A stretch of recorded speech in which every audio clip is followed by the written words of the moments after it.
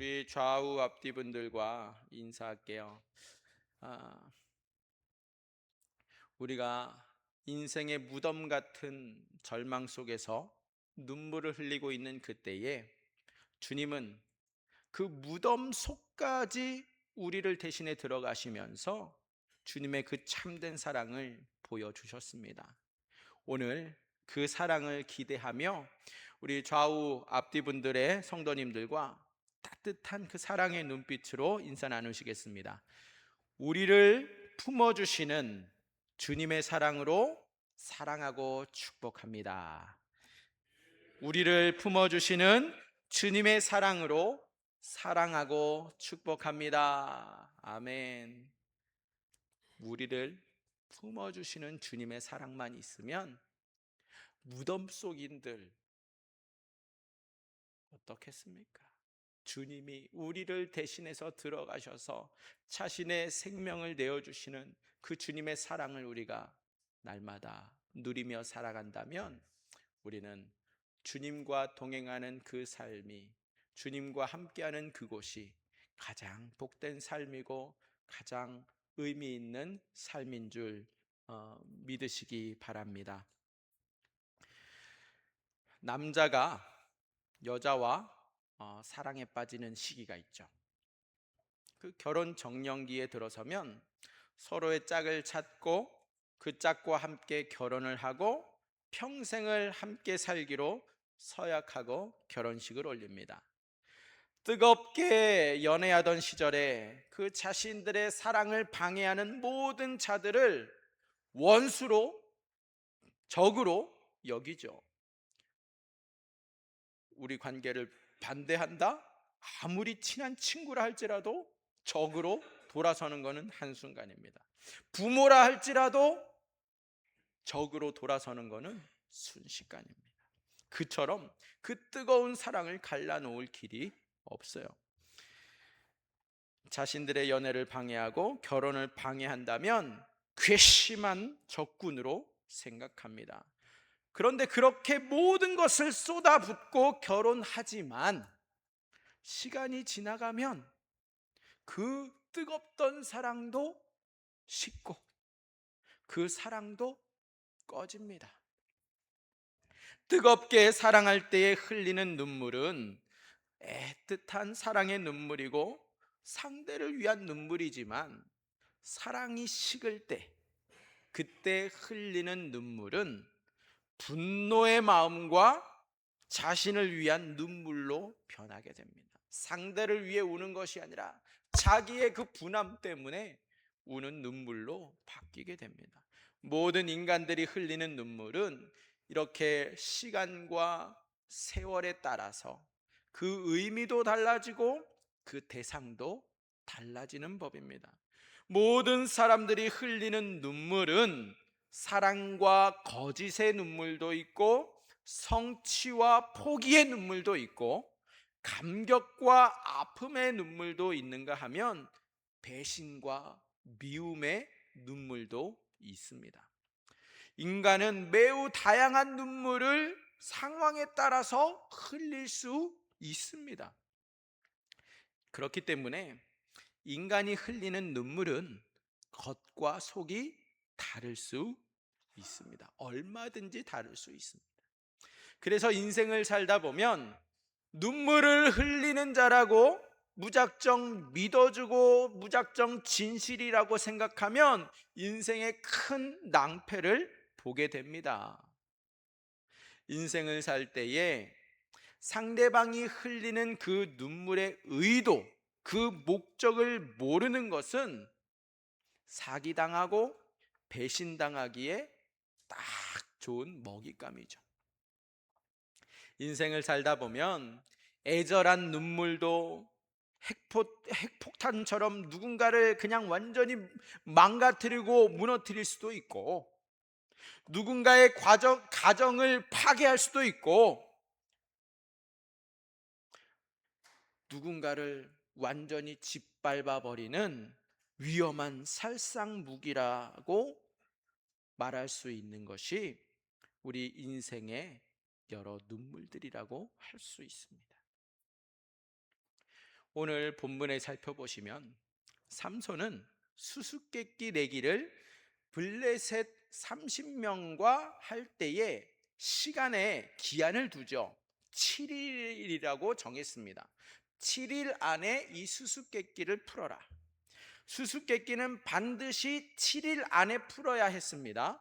이 블레셋 30명은 아무리 애쓰고 이리저리 궁리를 해봐도 결국 풀 수 없는 수수께끼라는 사실을 알게 됩니다. 그들의 머리에서는 도무지 이 답이 나올 수가 없습니다. 그래서 그들은 삼손의 아내에게 은밀히 찾아가서 협박을 하기로 합니다. 만약 이 수수께끼에서 블레셋 청년들이 지게 된다면 너의 집과 너의 아버지의 집 모두 다 불사르고 죽이겠다라는 엄청난 협박을 합니다. 삼손의 아내는 차라리 수수께끼에 져서 빚더미 위에 앉더라도 자신과 자신의 아비 집이 불살라지지 아니하고 죽임을 당하지 않는 살 길을 찾습니다. 신혼의 그 달콤함에 깊이 빠진 삼손에게 수수께끼의 그 답변을 알게 해달라고 울면서 애원하죠. 사랑의 눈물을 흘리는 척하면서 사랑하는 자신에게만이라도 알려달라. 거짓의 눈물을 흘립니다. 삼손은 갈등합니다. 자신의 친부모에게도 절대로 알려주지 않았던 그 수수께끼의 답을 말해줄 수 없다. 처음에는 거절합니다.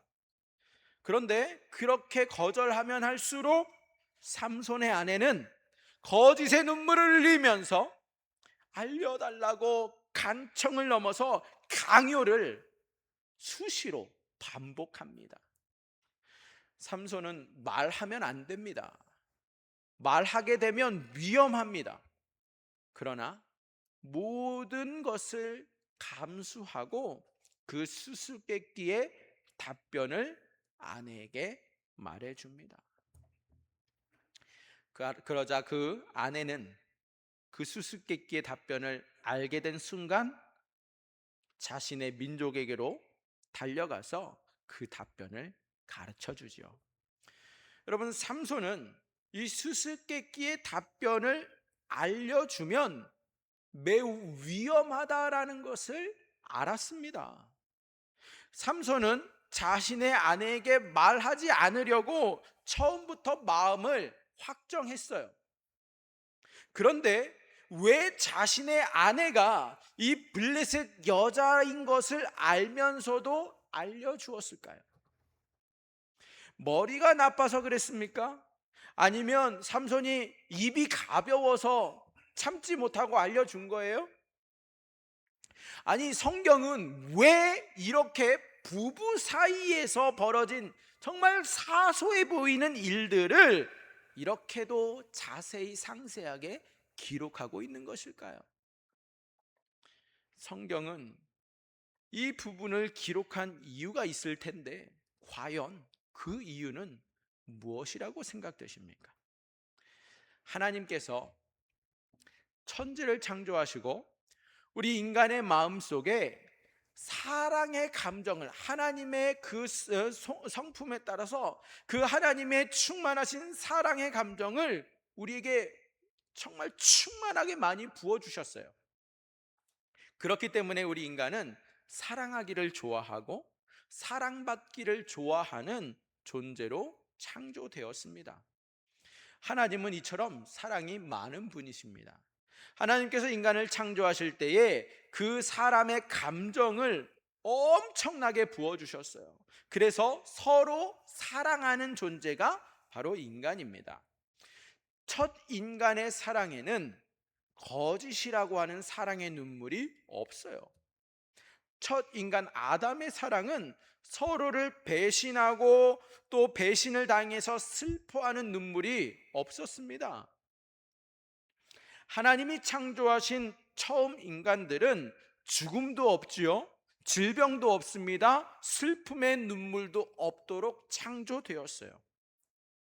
그런데 어느 날 인간의 마음속에 하나님을 사랑하기보다는 자기 자신을 더 사랑하고 싶어서, 하나님보다 자신을 더 사랑하고 싶다라는 마음에 하나님의 뜻과 하나님의 계명을 거부하고 하나님보다 자신을 더 사랑하는 죄악이 들어옵니다. 인간의 죄가 무엇입니까? 하나님보다 자기 자신을 더 사랑한 죄입니다. 이 죄악이 몰려오고 난 후에 인간의 마음속에 하나님이 없어지기 시작해요. 타락한 인간들은 자신들을 위해서 서로를 속입니다. 서로의 거짓에 눈물을 흘리고 서로 배신을 밥 먹듯이 반복하여 자행합니다. 이제 인간들은 하나님을 더 이상 사랑하지 아니할 때에 인간의 내면의 그 순수한 사랑은 사라지고 자신이 살기 위해서 남을 죽이는 거짓된 사랑으로 바뀌고 맙니다. 자신의 이익을 위해서 상대를 속이고자 얼마든지 거짓된 눈물로 상대를 무너뜨리고 상대를 죽이는 자가 바로 타락한 인간들의 거짓된 사랑의 눈물입니다. 때때로 눈물로 배우자를 속이죠. 때때로 눈물로 자신의 부모도 속입니다. 때때로 눈물로 자신을 아끼는 사람들을 속이고 거짓된 눈물로 상대의 것을 빼앗고 상대에게 불륜을 저지르고 상대를 죽이는 자가 바로 타락한 인간의 행태입니다. 그런데 삼손은 자신의 아내에게도 수수께끼의 비밀을 알려주고 싶지 않았어요. 자신의 친부모에게도 알려주지 않았던 매우 중요한 비밀입니다. 그러나 삼손의 아내는 삼손의 품에 안겨서 거짓의 눈물로 삼손의 마음을 계속해서 아프게 하고 병들게 했습니다. 거짓의 눈물로 삼손에게 답변을 강요합니다. 여러 번 거절했던 삼손은 끝내 아내에게 그 수수께끼의 답을 알려주었어요.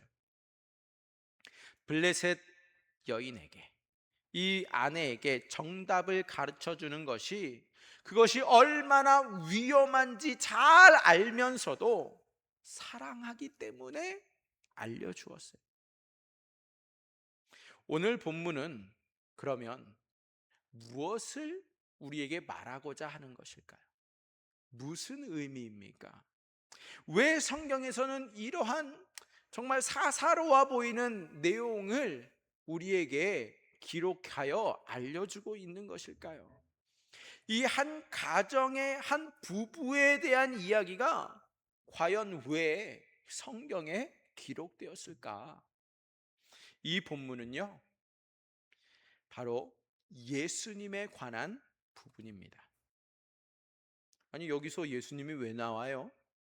여기 예수님이 어디 있습니까? 의문을 품으실지 모르겠습니다만, 표면적으로 드러나는 내용을 집중해서 볼 것이 아니라 그 이면에 담고 있는 예수님에 대한 이야기를 우리가 봐야만 합니다. 구약은 앞으로 오실 예수님에 관한 내용이죠. 삼손은 모든 위험을 알면서도 아내의 눈물을 닦아주기 위해서 모든 것을 알려주었습니다. 예수님은 죽어가는 인간들을 살리기 위해서 타락한 인간의 그 눈물을 닦아주셨습니다. 인간들은 하나님을 사랑하지 아니하고 하나님의 뜻과 계명을 배신하고 하나님을 떠났기 때문에 인간은 자신의 죄로 인해서 죽어가야 합니다. 이 죽음의 수수께끼를 풀지 못하고 날마다 죽어가는 이 존재가 바로 울면서 살아가고 있는 인간들이에요. 인간들이 자신의 죽음을 두려워하고 자신의 죽음으로 인하여 눈물로 탄식하고 울고 있을 그때에 예수님께서 그 죄인의 눈물을 닦아주시면 됩니까? 안 됩니까? 안 되잖아요. 배신한 그 배은망덕한 인간들의 눈물을 닦아주시면, 그 거짓의 눈물을 닦아주시면 돼요? 안 되는데, 근데 예수님께서는 이 죄인의 눈물을 닦아주시고 그 자신이 대신하여 죽어야 하고 자신이 대신 울어야만 합니다. 삼손이 사랑하는 그 아내의 눈물을 닦아주기 위해서는 그 아내가 같은 블레셋 민족에게 알려줄 수 있는 위험이 있지만 그것을 감수해서라도 사랑하는 그 신혼의 아내에게 강요에 이기지 못하고 다 알려주었던 것처럼, 이 본문은 바로 이 땅에 오신 예수님께서 이 땅에 죽어가는 그 사랑하는 자들의 눈물을 닦아주기 위해서 자신이 대신 죽어서라도 죽음의 그 죄악에 직면한 인간의 눈물과 탄식을 주님이 외면하지 아니하시고 자신이 대신 죽더라도 그 타락한 인간들의 눈물을 닦아줄 것이다 라는 예언적인 사건인 것입니다. 예수님이 자신이 어떻게 될지 몰라서 타락한 인간들의 눈물을 닦아주지 않으셨어요? 예수님은 자신의 생명으로 모든 것을 갚아야 하는 것을, 그 사실을 너무나도 명확하게 잘 알고 계셨음에도 대신 죽는다 할지라도, 아니 자신이 대신 죽어서라도 인간들이 흘리는 그 죽음의 눈물을 닦아준 분이 누구십니까? 예수님이십니다. 예수님께서 이 땅에 오신 것은 자신의 명예와 영광을 위해서 이 땅에 오시지 않았습니다. 예수님께서 이 땅에 오신 것이 오기 전에 예수님은 이미 하늘에서 영존하시는 하나님 아버지였다고 성경에서는 밝히 말씀하고 있지 않습니까? 하나님께서는 이 땅에 내려오시지 아니하셨으면 자신은 아쉬울 것도 없고 부족할 것도 없는 영존하시는 하나님이십니다. 그런데 예수님은 그 하나님이신데 이 땅에 모든 영광을 다 버리고 오십니다. 왜 모든 영광을 버리고 오십니까? 타락한 인간들이 흘리는 그 죽음에 대한 공포와 그 무서움에 대한 모든 눈물들을 대신 닦아주시기 위해서 오셨습니다. 인간들이 흘리는 그 죽음의 수수께끼를 해결할 수 있는 자는 오직 예수님밖에 없습니다. 모든 인간은 하나님을 배신하고 죄를 짓고 죽음에 이르게 됩니다. 타락한 인간은 타락한 인간을 위해서 죽는다 할지라도 인간이 죄로 인해서 흘리는 눈물을 닦아줄 수 없습니다. 울음을 웃음으로 바꾸어줄 수 없습니다. 오직 죄가 없으신 예수님께서 이 땅에 오셔서 자신의 거룩함으로, 그 의로움으로 모든 인간들의 눈물을 완전하게 닦아주실 수 있습니다. 인간이 하나님을 배신하고 세상과 자신을 사랑하였으나 그 지은 죄를 용서하시고 다시 하나님을 사랑할 수 있게 하시는 유일한 분은 바로 예수님이십니다. 하나님을 사랑하지 않았고 하나님을 사랑할 수도 없었던 우리를 다시 하나님을 사랑할 수 있게 만드실 수 있는 분은 오직 예수님 한 분뿐이십니다. 마가복음 2장 10절 상반절에 보시면, 그러나 인자가 땅에서 죄를 사하는 권세가 있는 줄을 너희로 알게 하려 하노라. 그러나 인자가 땅에서 죄를 사하는 권세가 있는 줄을 너희로 알게 하려 하노라. 아멘. 예수님이 갖고 있는 그 놀라운 신성은 타락한 인간들의 죄악을 용서해주는 권세를 갖고 계셨습니다. 타락한 죄인들을 용서할 수 있는 유일한 권세를 가지신 분은 예수님뿐입니다. 모든 타락한 죄악을 한순간에 다 용서해 줄 수 있는 신적 권세가 있는 분은 바로 예수님이십니다. 그렇기 때문에 타락한 인간들의 눈물을 모두 닦아줄 수 있는 분은 바로 예수님이십니다. 예수님은 죄인들을 사랑하기 때문에, 예수님은 죄인들의 눈물을 닦아주었기 때문에 죄인들을 위해서 대신 죽어야 했고 대신 울어야 했습니다. 예수님이 만약 의인을 살리셨다면 예수님은 울지 않아도 되고요, 죽지 않아도 됩니다. 그러나 예수님은 의인이 아니라 이 땅에 죄를 짓고 죽어야 할 죄인을 살렸기 때문에, 죄인을 살리기 위해서는 먼저 자신이 사람들에게 버림받고 또 사람들에게 버림을 당하기 이전에 하나님에게 저주를 받아야만 했습니다. 예수님은 하나님이 싫어하시는 죄인들을 위해서 죽었기 때문에 인간들에게 내려진 그 모든 저주를 예수님이 대신 받아야만 했습니다. 예수님은 하나님이 진노한 인간들의 눈물을 닦아주었기 때문에 예수님은 십자가에서 눈물을 흘려야만 했습니다. 예수님의 고통은 인간이 알지 못하는 심한 고통이었고, 예수님의 아픔은 인간들이 상상조차 할 수 없는 참혹한 아픔이었습니다. 예수님은 하나님에게 진노와 저주를 받고 십자가에서 죽어갔습니다.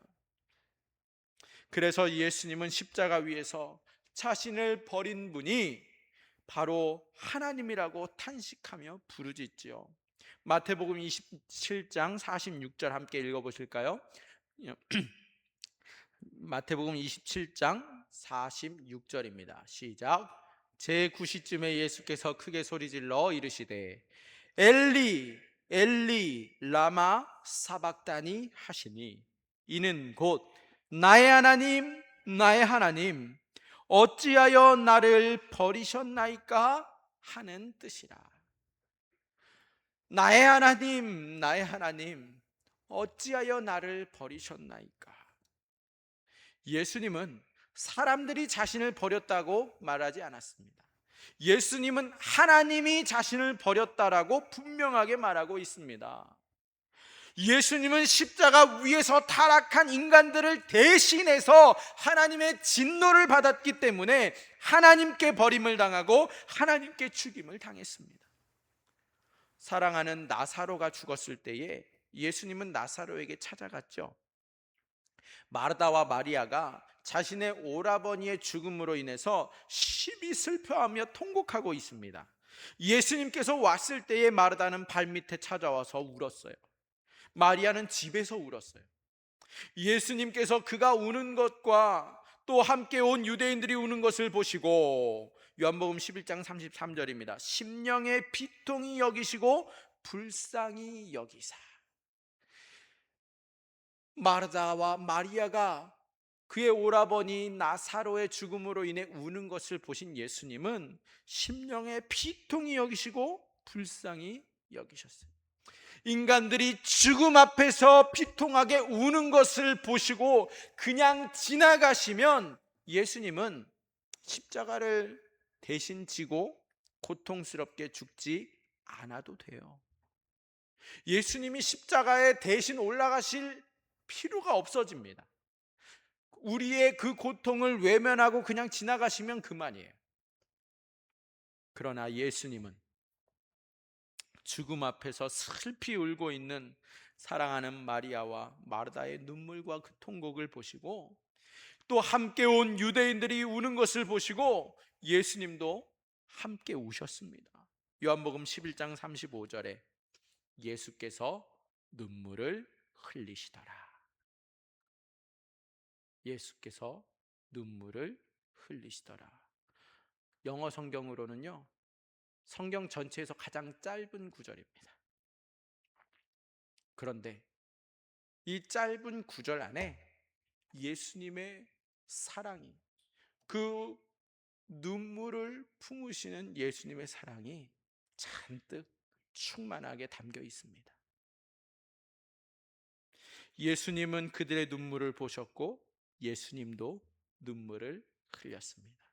예수님께서는 나사로를 살리기 위해 자신을 십자가에 못 박고 자신의 몸을 죽음에 던져야만 했습니다. 나사로를 무덤에서 나오게 하시고 예수님은 그 무덤으로 대신 들어가야만 했습니다. 나사로가 무덤에서 나오려면 그 나사로의 모든 죄악을 짊어지고 대신 예수님이 무덤으로 들어가야만 하기 때문입니다. 예수님께서는 이 모든 결과를 너무나도 잘 알고 있었지만 예수님은 나사로를 살리기 위해서 자신이 어떠한 대가를 대신 치루어야 하는지 다 알고 있으면서도 죽은 나사로를 나오라 말씀하셨어요. 나사로를 사랑하기 때문에, 나사로와 마리아와 마르다를 사랑하시기 때문에 그 죽음에서 나오라 라고 명령하십니다. 3일 동안 죽어서 무덤에 갇혀 있던 나사로를 살리기 위해서 예수님은 나사로를 살린 무덤으로 대신 들어가서 대신 죽음으로 대신해서 그 무덤에 3일 동안 누워 있어야만 했고, 삼손이 몰라서 아내에게 수수께끼의 답을 가르쳐 주던 그 바보가 아니라 예수님은 몰라서 나사로를 무덤에서 나오라 말씀하신 것이 아닌 것처럼 예수님은 다 알고 계셨지만 자신이 대신 죽어야 한다라는 그것을 정확하게 알면서도 마르다와 마리아의 눈물을 주님은 닦아주고 싶었습니다. 왜요? 사랑하시기 때문에. 눈물을 품는 사랑으로 예수님은 기꺼이 자신이 대신 들어가서 대신 죽으시면서 생명을 주신 분이십니다. 여러분, 사랑이 무엇입니까? 사랑이란 누군가의 눈물을 사랑의 손으로 닦아주는 것입니다. 사랑이란 대신 누군가를 위해서 눈물을 흘리는 것입니다. 남을 속이기 위해서 흘리는 눈물은 지옥으로 들어가는 눈물입니다. 진정한 사랑은 사랑하는 자의 눈물을 닦아주기 위해서 대신 내가 눈물을 흘리고 대신 죽을 수 있는 그 사랑이 진정한 사랑입니다. 인간은 자신을 위해서 눈물을 흘리고 자신이 살기 위해서 남을 속이며 울 수 있는 사악한 존재가 피조물 중에 인간뿐이에요.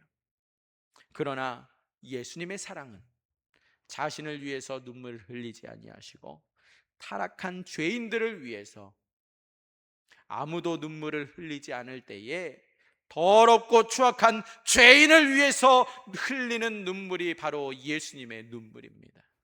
큰 죄악을 저지르고 모두가 죽어야 한다라고 소리치는 그러한 사형수를 위해서 오직 예수님만이 그 사형수를 위해서 눈물을 흘릴 수 있습니다. 예수님은 그들이 추악한 죄인임에도 그들을 위해서 눈물을 흘리고 십자가에서 죽으셨습니다. 저들의 죄를 용서해 달라고 눈물을 흘린 그 큰 사랑이 바로 예수님의 사랑입니다. 하나님 아버지는 의로우시기 때문에 죄와 함께 공존할 수 없고 악과 함께 할 수 없습니다. 그래서 인간을 창조한 창조주 하나님 아버지를 배신하고 떠난 인간들을 비록 에덴 동산에서 내쫓고 인간 마음대로 살도록 했지만 그 인간들의 죽어가는 눈물과 고통을 보시고 하나님 아버지의 그 무한한 자비하심과 끝이 없는 긍휼하심으로 인하여 이 땅에 누구를요? 예수님을 보내셔서 그 타락한 인간들의 눈물을 다 닦아주도록 예비하셨습니다. 그 예비한 시점이 인간들이 타락하기 전에 전능함으로 미리 다 아시고 예수님을 구원자로 이 땅에 미리 준비하십니다. 할렐루야. 그래서 예수님을 보내서 대신 눈물을 흘리고 대신 죽도록 예비하셨습니다.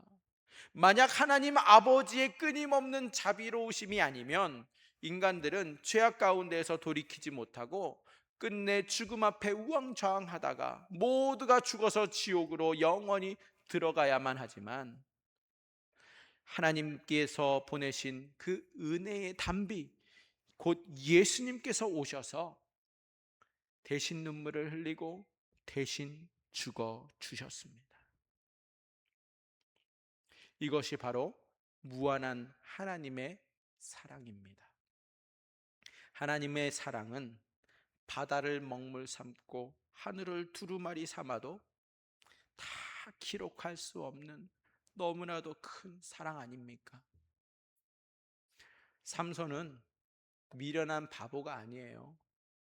삼손은 한 치 앞도 보지 못하는 어리석은 자가 결코 아닙니다. 삼손이 이 수수께끼의 해답을 자신의 아내에게 알려준 것은 사랑의 눈물로 가장한 블레셋 아내 때문입니다. 그러나 삼손은 위험을 알면서도 모든 것을 알려준 자입니다. 사랑하는 아내를 위해서 위험을 감수한 자입니다. 비록 나중에 블레셋 30명과 그의 아내의 거짓이 다 들통나서 나쁜 아내의 대명사가 되었지만 삼손은 아내를 위해서 모든 것을 알려준 1등 신랑감이었습니다. 삼손처럼 아내를 위해서 사랑하라는 말이 그 당시 모든 동네에 퍼질 정도예요. 삼손은 아내를 위해서 희생을 했지만 아내는 남편을 속이는 나쁜 신부의 대명사가 되고 맙니다. 삼손은 이 사랑의 눈물에 모든 것을 주었지만 결국 악한 아내의 그 거짓된 눈물로 인해서 수수께끼에서 지고 모든 것을 잃었지만 하나님이 주시는 힘으로 모든 겉옷을 보상받았고 끝내 거짓된 아내와 신혼 때에 결별할 수 있는 지혜로운 신랑감이 되었습니다. 사람은 거짓으로 결혼을 해도 하나님은 사기꾼 결혼을 찾아내서 삼손으로 하여금 평생을 속지 아니하고 일순간 속는 것으로 매듭짓게 역사해 주셨습니다. 삼손을 속이는 눈물은 결국 하나님께서 다 탄로나게 해 주셨습니다. 또한 삼손은 예수님의 사랑을 조금이라도 느끼는 삶을 살게 되는 영광도 함께 누리게 되었습니다. 인생을 살다 보면 누군가 자신 앞에서 눈물을 흘리며 애원할 때에 무작정 믿었다가 낭패보기 십상이죠. 젊은이 앞에서 울면 쉽게 사기칠 수 있고요. 노년이라도 애원하고 울면 집이라도 빼앗을 수 있는 법입니다. 인생은 속는 눈물 때문에 속절없이 당하며 삽니다. 그러나 자신의 생명을 주신 예수님의 사랑으로 나가고 예수님의 눈물을 알게 되면 그 사랑은 속임없는 진정한 사랑이고 그 사랑은 끝이 없는 영원한 사랑입니다. 모든 인간들의 사랑은 자신을 위해서 울고 힘이 없어서 울고 서러워서 울고 속이기 위해서 울지만 예수님은 모든 인간들의 눈물을 다 닦아줄 수 있는 완벽한 사랑입니다. 예수님께 나와서 이 세상에 존재하지 않는 순수한 사랑과 진정한 사랑을 깨달아야 하고 경험해야만 합니다. 이러한 예수님의 사랑을 경험하게 된다면 세상은 다시 순수하게 보이고 세상은 다시 아름답게 보입니다. 매일 속이는 사랑만 경험하게 되면 어떨까요? 세상을 모두 불태우고 싶지만 예수님의 사랑을 깊이 경험하게 된다면 예수님의 사랑에 취해서 살아가게 됩니다. 여러분, 어떤 삶을 살기를 원하십니까? 예수님의 앞에 나오셔서 예수님의 사랑에 취하셔서 예수님도 사랑하고 이웃도 사랑하고 세상도 사랑하시는 삶을 살기를 축복합니다. 더 이상 술에 취하지 말고 예수님의 사랑에 취해야만 합니다. 만약 예수님의 사랑을 거부하면 세상에서 이기적이고 세상의 더러운 사랑에 취해서 세상을 욕하는 미련한 인생을 살게 되지만 예수님의 사랑에 취하여 살게 되면 예수님의 사랑으로 인하여 예수님도 사랑하고 이웃도 사랑하고 모두를 사랑하는 삶으로 참된 사랑을 깊이 경험하는 자가 됩니다. 성도는 어떠한 사람입니까? 성도라 할지라도, 교회에 아무리 오래 다녔다고 할지라도, 직분이 뭐가 됐든 예수님의 사랑을 모르면 목사라 할지라도 남을 속이는 거짓의 눈물을 흘릴 수 있고, 예수님의 사랑을 모르면 장로, 권사, 집사라고 할지라도 남을 속이는 눈물을 얼마든지 흘릴 수 있습니다. 그러나 예수님의 사랑을 경험하게 되면 성도의 눈물을 예수님이 친히 닦아주시고 성도의 눈물의 근원을 찾아가셔서 그 고통과 그 아픔의 근원을 다 막을 수 있는 큰 사랑으로 다 해결해 주십니다. 누가요? 예수님께서. 성도는 못생겨도 밉고 뚱뚱해도 뼈만 남도록 아무리 야유였어도, 성도란 미련하고 어리석어도 예수님 눈에는 너무나도 아름다운 사랑의 신부이기 때문에 성도의 신랑 되신 예수님께서 눈물을 흘릴 정도로 사랑하고 또 사랑하는 존재가 성도입니다. 성도가 잘나고 성도가 예뻐서 예수님의 신부가 된 것이 아닙니다. 예수님께서 대신 눈물을 흘리고 예수님이 대신 죽은 성도이기 때문에 예수님은 신랑으로서 자신의 신부를 끔찍히 사랑하십니다. 성도가 깊이 자고 있을 때에 예수님은 그 성도의 모습을 밤새도록 쉬지 않고 사랑스럽게 바라보십니다. 성도란 나사로처럼 죽음의 무덤에서 나오고 대신 예수님이 그 무덤에 들어가서 죽었습니다. 성도는 오늘날의 나사로입니다. 성도는 오늘날의 마리아와 마르다입니다. 예수님이 사랑한 모든 자는 나사로처럼 살아나게 되고, 예수님은 대신 죽어 무덤에 갇힌 신부를 살리심으로 영원히 자신과 함께 있도록 역사해 주십니다. 예수님의 영원한 신부가 바로 성도입니다. 우리의 진짜 남편이 누구예요? 예수님이에요. 이 세상에 30년, 40년, 50년 같이 산 그 사람이 내 남편이 아니라 진짜 남편은 예수님입니다. 이제 우리는 교회를 얼마나 다녔는가 자랑할 것이 아니라, 이제 우리는 교회에서 내 직분이 뭐라고 자랑하는 것이 아니라, 이제 우리는 교회에서 이루고자 하는 것이 높은 직분이 되어서는 안 됩니다. 이제 우리가 꼭 이루어야 하는 것이 있다면 예수님이 나 자신을 위해서 흘리신 그 사랑의 눈물을 보는 것이고 깨닫는 것이고 느끼는 것이고 경험하는 것이어야 합니다. 내가 진정 추구해야 할 것은 예수님이 흘리신 그 사랑의 눈물을 보고 알고 체험하여 교회를 다니는 것이고, 예수님이 흘리신 그 사랑의 눈물을 보지 못하고 알지 못하고 교회 다니는 그 깊이 그 교회 다니는 그 사람의 그 신앙과 어떻게 신앙의 깊이와 수준이 똑같을 수 있겠습니까? 예수님의 사랑을 알고 다니는 자와 예수님의 사랑을 모르고 다니는 자는요, 얼마나 오래 다녔느냐, 직분이 뭐냐가 문제가 아니라 두 사람은 하늘과 땅 차이의 신앙의 수준을 차별을 보이게 됩니다. 무슨 이야기입니까? 예수님 시대 때에 종교 지도자들, 백성의 장로들이 왜 사랑으로 오신 예수님을 죽이라고 그렇게 소리쳤을까요? 왜 십자가로 처형하라고 외쳤습니까? 바로 예수님께서 흘리신 그 사랑의 눈물을 보지 못했기 때문이고 깨닫지 못했기 때문에, 성경을 머리에 감고 성경을 팔에 감고 성경을 날마다 읽으면서도 예수님을 죽이라고 바리새인들은 소리치지 않았습니까? 교회 나오는 것이 자랑이 아닙니다. 교회에 나와서 예수님이 흘리신 그 사랑의 눈물과 나사로를 살리고 대신 무덤에 들어가신 그 예수님을 보고 깨닫고 경험하는 것이 가장 중요하기 때문입니다.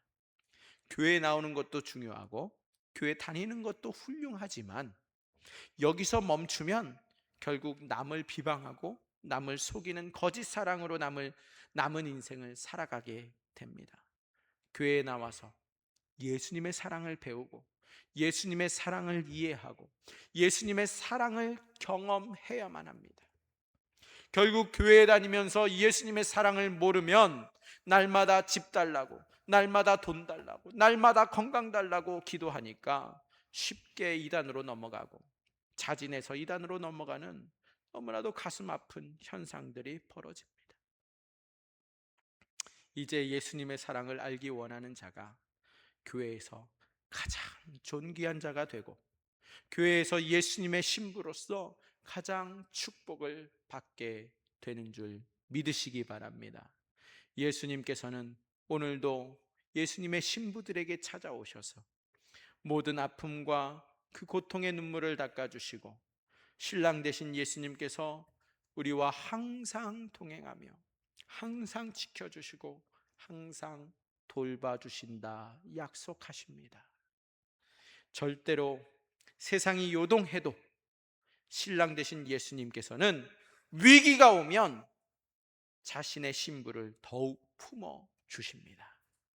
함께 걷다가도 인생의 위기가 찾아오면 업고 달리시는 분이 바로 우리의 신랑 되신 예수님이십니다. 아멘. 예수님이 업고 달리면 총알보다 빨라요. 빛보다 빠릅니다. 그래서 그 어떠한 재앙도 내 삶에 미치지 못하는 거예요. 세상에서 가장 미련한 신부가 자신의 신랑을 모르는 자예요. 요즘 교회에 신랑 되신 예수님을 모르는 자가 급증하고 있습니다. 그러나 우리는 신랑 되신 예수님을 깊이 알고 경험하는 사람들 되시기를, 참 신부 되시기를 주님의 이름으로 축복합니다. 오늘 설교 말씀을 자세히 듣고 여러분들 속으로 이렇게 질문할지 몰라요. 예수님을 알고 싶다. 그런데 어떻게 하면 알 수 있을까? 예수님을 어떻게 하면 내 신랑 되신 예수님을 깊이 알아갈 수 있을까? 먼저 교회에 나오셔서 예배 시간에 졸지 마시고 말씀을 깊이 새겨 들으시고 그 다음에 항상 성경을 보고 들어야 합니다. 성경을 차 안에서도 듣고 전철에서도 듣고 버스 안에서도 듣고 자주 보고 들어야 합니다. 성경은 전체가 예수님에 관한 글입니다. 신구약은 쉬지 않고 신랑으로 오실 예수님, 신랑으로 오신 예수님에 관한 이야기로만 가득합니다.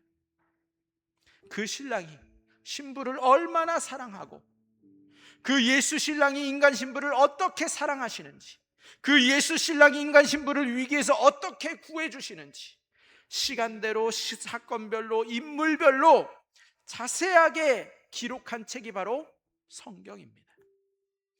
하나님의 심판은 지옥에서도 있지만 하나님의 심판은 이 세상에도 이미 존재합니다. 교회를 아무리 오래 다녀도 성경을 외면하면 하나님의 심판을 받아서 예수님의 사랑도 모르고 미움과 시기와 거짓의 말만 쏟아내는 자가 되고 맙니다. 그러나 교회를 꾸준히 다니면서 성경을 깊이 묵상한다면 예수님의 사랑이 그 성도의 사랑과 협력하여 선을 이루어서 그 말과 행동이 사랑스럽고 사랑을 주고 사랑을 받고 예수님의 사랑으로 고백하게 합니다. 우리의 눈과 우리의 귀와 우리의 입은 예수님의 사랑을 닮아가야 합니다. 성경에서 예수님의 사랑을 본 자는 이미 예수님의 사랑으로 살아갑니다.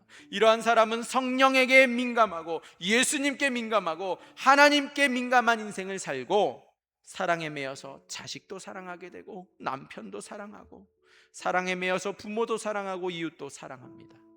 예수님이 사랑하는 신부가 된 사람은 예수님께 사랑을 받고 예수님의 사랑으로 모든 것을 사랑하며 살아갑니다. 예수님의 신부가 어두운 뒷골목으로 길을 잃어서 들어가면 신랑 되신 예수님이 쫓아오셔서 평소에 가만두었던 그 모든 어둠의 조폭들을 다 소탕하는 제삿날이 되고 맙니다. 할렐루야. 조폭을 가만히 두고 계시는, 악인을 가만히 두는 것은 신부를 괴롭히는 자를 징벌하기 위해서예요.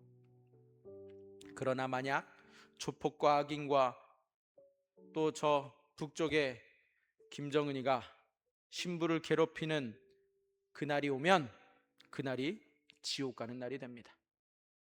예수님의 신부는 대통령과 비교되지 않을 정도로 삼엄한 천국의 경호를 받는 줄 믿으시기 바랍니다. 안 믿으시는 느낌인데, 예수님의 신부는 그 누구보다 존귀한 자이기 때문에 그 어떠한 삼엄한 경비보다 천국의 경비를 받는 줄 믿으시기 바랍니다. 왜요? 예수님이 우리의 신랑 되시기 때문이에요. 우리는 예수님의 신부이기 때문입니다. 세상에서 예수님의 신부들은 담대하게 살아갑니다. 여러분의 신랑이 누구인지를 이 거친 세상 파도가 몰려올 때에 절대로 잊지 마시기 바랍니다. 여러분의 얼굴은 이미 예수님의 신부로서 빛나고 있고, 이미 예수님의 신부로서 지금 예배 중에 이미 복받고 있습니다. 우리 교회 성도들은 예수님의 그 사랑의 눈물로 인해서 충만해지고 더 충만해지시는 분들인 줄 믿으시기 바랍니다. 우리 함께 기도하실까요? 우리는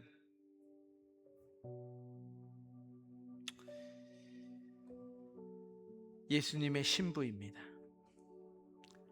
우리의 진정한 신랑 되신 예수님께서는 우리의 모든 눈물을 품으시는 사랑으로 우리에게 찾아오셔서 사랑한다라고 말씀하십니다. 우리 모두 이 시간 그 예수님, 나를 대신해서 자신을 내어주시면서까지 사랑하신 그 예수님을 구하며 기도하며 나아가겠습니다. 함께 기도합니다. 주여, 하나님 아버지, 하나님 아버지 감사합니다. 오늘 이 시간 주님, 예수님의 우리를 품으시는, 우리의 눈물을 품으시는 사랑으로 인하여 주님을 찬양합니다. 하나님,